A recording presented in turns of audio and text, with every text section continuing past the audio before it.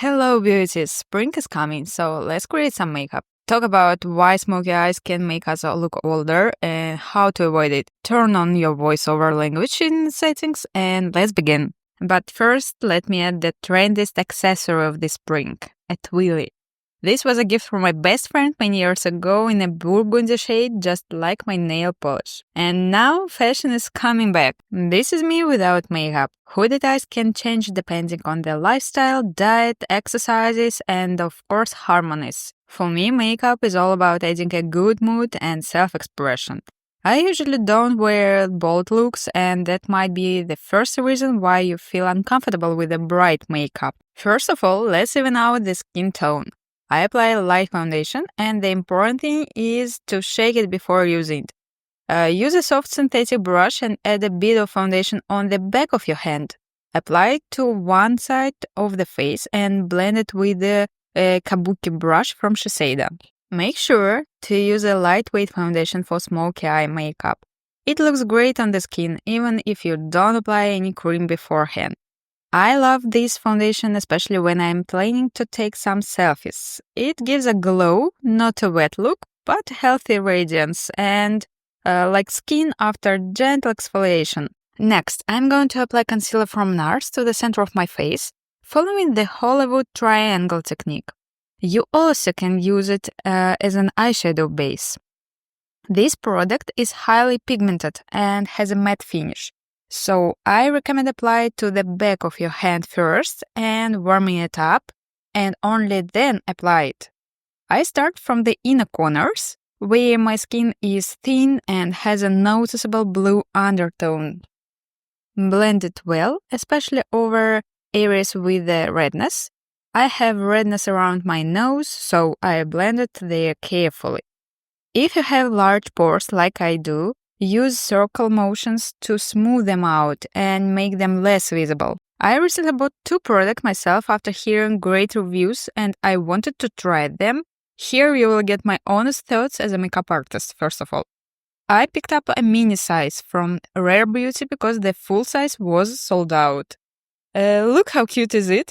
To be honest, I am now hunting for the regular size. So if you have a chance, don't hesitate. Just go for the big one. Yeah, it was like a spoiler. I choose the most popular shade for my clients. First, I apply it to the back of my hand and then onto the face. I will demonstrate using both fingertips and brushes since some people prefer one method over the other. The texture is incredibly smooth, like butter, and it melts beautifully into the skin. I read some reviews saying the blushes are very pigmented. So I picked a more variable shade, a dusty pink with a hint of gray rather than a bright baby pink. So that way I know it won't just sit unused in my makeup bag. I decided don't cut on the editing some frames. You can see the whole process. The technique is the same, just dab, don't swipe. Look at the final result. It looks so beautiful on the skin and I completely understand why this product is hyped and viral on social media and why it's sold out in a full size. How well it suits all undertones, especially for fair, light and medium skin tones. I mean that shade. Next, I'm going to apply a bit of matte lip balm with a mirror-like reflection on the lips. It melts immediately. Don't press too hard, just touch it lightly and slide slowly. If you apply too much of this texture and press your lips together so hard, you will end up with a border of excess product around your lips. The hardest part is knowing when to stop applying more. I can't recommend this if you are like me and struggle to stop at the right moment when it's already more than enough. The color perfectly matched the blush shade. Just look at this. It's completely the same shade. Don't press too hard, okay? I will demonstrate what can happen to your lip contour. Now you can see it. Excess product gather around the edges instead of staying in the center of the lips. However, this balm fills in all the wrinkles, making your lips fuller and more plump. And now let's brush the eyebrows and start the eyelid makeup. First, I use an eyeshadow base. Without an eyeshadow base, nothing applies evenly and everything creases a lot, especially if you have a hooded eyes as me. Level 1 of Smoky Eyes. I'm going to apply the easiest to blend eye pencil, also known as a creamy shadow. I love that you can apply it along the lash line, blend it out, and just add mascara for a quick look. So I apply the pencil from side to side in a thin layer. The most important thing is distributing the pigment evenly, without any gaps on the lids. Then I smudge the edges with my fingertip, but I don't touch the center of the lids because we want to reach this pigment there, okay? I don't stretch the skin, I just tap and blend slightly to the sides. After applying the pencil, blend the edges immediately. Only once you have finished one eye should you move on the other one. If you notice that the pencil has set and won't blend, use a small synthetic brush with a teeny drop of concealer to help soften the edges. And now I will add a touch of golden shade to the center of the lids and gently smudge the edges with my fingertip to lift the eyes. Less than 5 minutes and voila! Soft smoky eyes are ready. This is my go-to look. Smoky eyes are all about creating a gradient. You can even achieve a smoky look using blushes. Now let's add some depth. I'm going to enhance it using a darker shade of pencil and a matte texture of eye pencil. But you can use an eyeshadow as well. But just wait a little bit on the level 3 and we will talk about eyeshadows as well. I also recommend using a micro pencil for precise application. Alternatively, you can take a small sharp brush, apply the pencil, and then work along the lash line with the brush.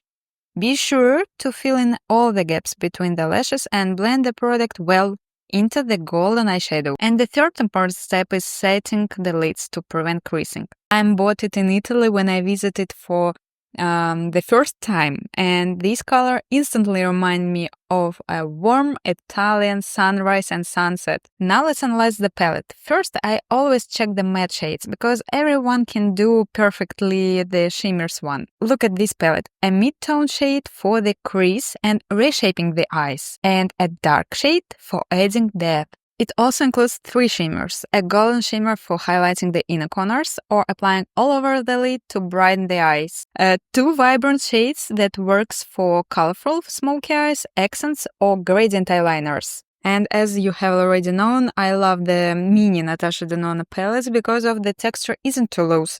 It's somewhere between creamy and dry. I'd call it a hybrid formula. Hold the brush perpendicular to the palette and tap into the eyeshadows 3 times. Let's start with the matte mid-tone shade for the crease. Blend it to make it less visible. I'm just apply it only on the extra skin where my lids start to droop to create an illusion of depth and hide the excess skin. This step frames the shimmer eyeshadow beautifully. Just apply it from side to side and a little bit lift it up the eye. After that, I choose a shimmer shadow and apply it above the bronze creamy shadow. This color is a bit lighter than the eye pencil, but it still looks great and adds some space on the lids. Then I grab a dark brown matte shade with an angled eyebrow brush and tap it along the lash line.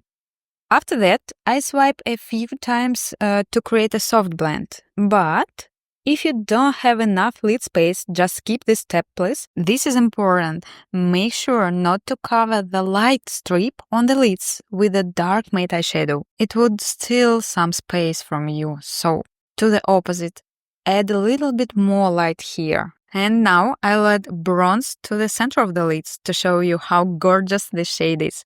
The eyes start to look more sky blue because of the color theory. All shades of orange make blue tones pop. Then I use a small blending brush to smooth the edges and clean up under the blending.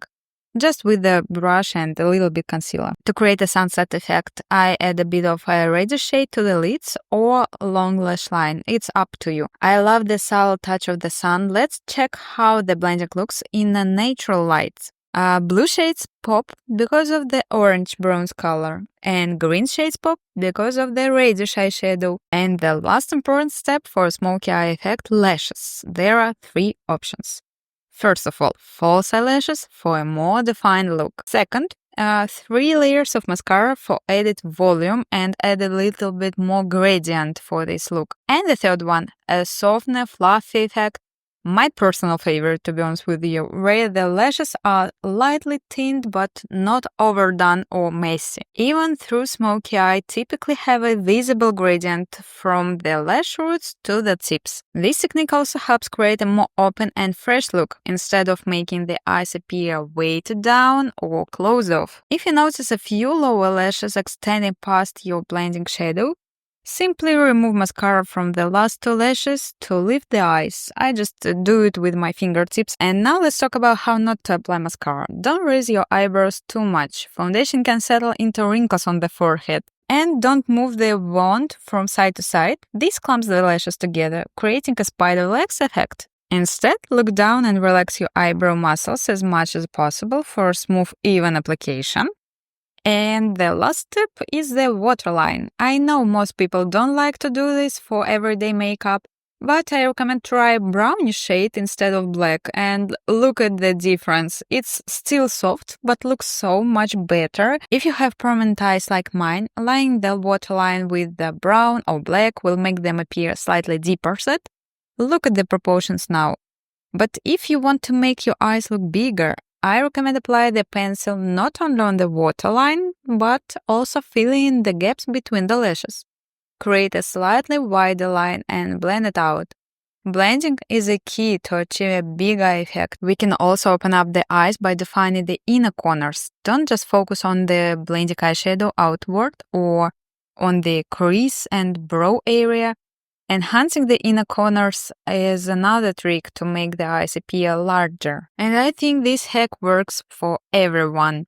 The biggest trend right now is being yourself, not chasing some ideal from a magazine with standardized features. Instead of trying to correct close-set eyes or hooded eyes, we are playing with eyeshadow placement. We are playing with different type of eyeliners or brightening the inner corners. We can make them stand out beautifully. Plus, a unique signature look is far more memorable than chasing trends. Just try to play with your features and try to feel what exactly suits you the best. Okay, let's move on to the brows. The second product I decided to buy based on the reviews is an eyebrow marker. And as you have already known, I love using eyebrow shadow. But I decided to try something new this year, and I have some gaps in my brows, and I still don't know how to grow the hairs back after the thin brow trend from school. If you have the same problem, just let me know in the comments, and let's think how we can do it together. To look fresh, light, and youthful with the smoky eyes, fluffy brows can really help. This marker is designed for hair-like strokes, and it looks so intriguing. And I don't like, to be honest with you, so much this type of product, but let's try. I read really a lot of good reviews about that product. So I use light swiping touches and my brows instantly look fuller. The transformation is incredible, but look at the difference. Just wow. If your eyes still look small or you are worried your makeup might smudge underneath your eyes, it's important to set the pencil with a dry texture, for example, eyeshadow. Blending the pencil out wider at the outer corners before reach the pupils will help create the illusion of large, more defined eyes. To begin, I take a flat brush and dark brown matte eyeshadow, gently dabbing it a few times on the back of my hand to prevent any fallouts onto the face, and then I apply the eyeshadow to the outer corners and following the low lash line to create a soft smudged effect and a little bit lift up my eye. This will help frame the eyes, making them appear more defined without looking too harsh. Afterward, I take a mid-tone matte eyeshadow and use it to blend the edges of the darker shade. This step softens the transition and gives the makeup a more natural gradient effect. If necessary, I clean up the edges using concealer for a sharp, precise look. Take a moment to check yourself. The low lash line should be parallel to your cheekbones and jawline. This gives the eyes a lifted and open look. Look straight ahead and stabilize your hand by resting your pinky finger against your face. This provides control and ensures precision as you apply the makeup. If you gently squeeze your eyes shut and define where they end, that's where your makeup should stop. The blending with the lighter shade should be confined to the outer areas, while the darker shade should stay closer to the roots of the lashes for depth. Be sure to hold the brush perpendicular to the skin for the most even application. Avoid laying the brush flat, as this can cause you to pick up shiny particles or create uneven patches of eyeshadow. We finish with makeup, that's it. I feel a bit uncomfortable when there are too many details, so let's wrap it up with something simple. I will tie the twilly in my hair like a ribbon and add a bit of my favorite fragrance, which I have been wearing for many years during spring. It's Baccarat Rouge. It's sweet and fresh, the perfect touch to brighten up the mood. Oh, I'm sorry, I forgot to add a little bit light shimmer to the inner corners of my eyes, just to give the look a lighter, more like a wake feel. That's it for today's video. If you enjoyed, don't forget to give it a thumbs up, leave a comment down below, and subscribe if you haven't already. Be sure to hit the bell icon so you never miss a new video from me. Thank you so much for watching, and I will see you in the next one. Stay fabulous. Ciao.